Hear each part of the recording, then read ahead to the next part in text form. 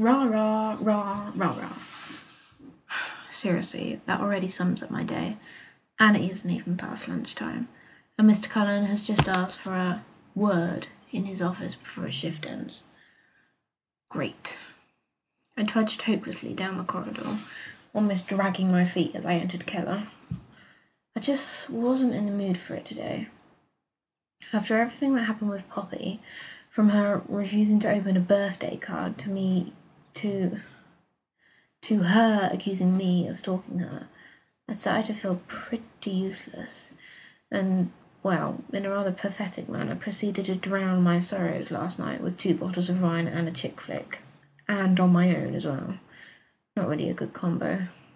My head was pounding, and the circles around my eyes were somewhat similar to a panda's. Woo! Donna shuddered as I approached her. What have you been up to, miss?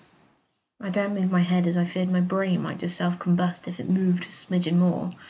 Instead, I replied with a measly groan, dumping a pile of paperwork on the side as I did so. Seemed to be my only friend at the moment, and even that was a love-hate relationship. Mads, what are you doing? Donna asked, a little concerned. I don't know, I mumbled back, sitting down behind the computer. Dr. Young.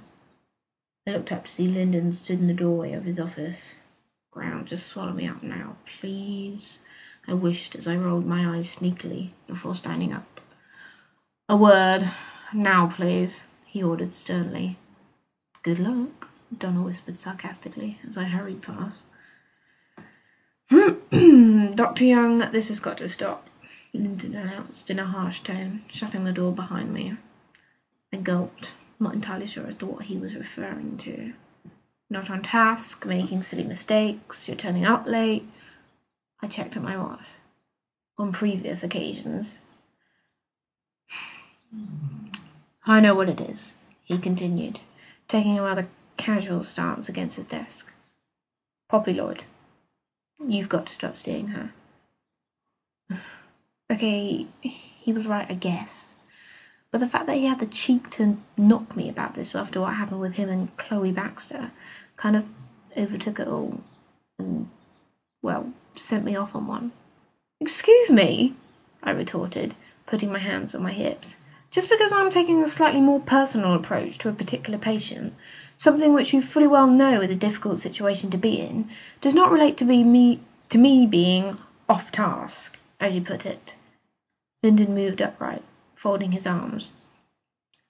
If you are referring to the situation with Chloe Baxter, I suggest you stop now, Dr. Young, as it is completely irrelevant.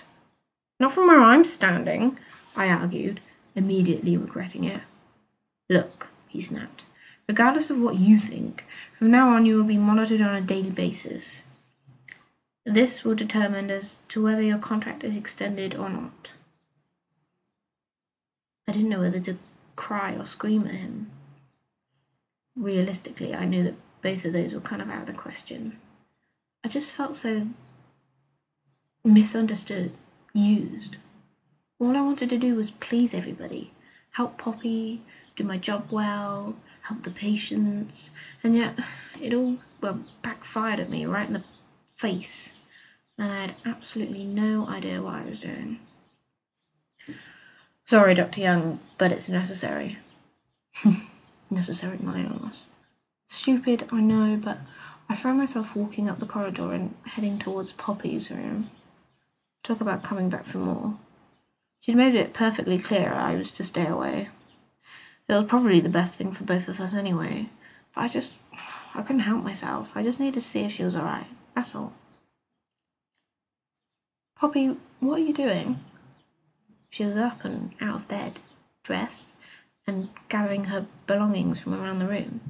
What does it look like? She answered back sarcastically. But you're not well, I exclaimed, panicking a little. She didn't reply, just carried on shoving her things into a bag in a rather hurried manner. Well, what's the rush? I asked, still stood by the door. You have no idea, Poppy snapped back. I didn't know what else to say or do, so I found myself just stood still, watching this Poor girl ran herself into the ground. Excuse me, Poppy sneered, standing directly in front of me, trying to get out the door. Poppy, please, I begged, trying to convince her to stay. She was having none of it. Look, just let me go, all right? I've got so many things to do. One of them being visiting my mum's grave. So if you don't mind, can you just please let me pass?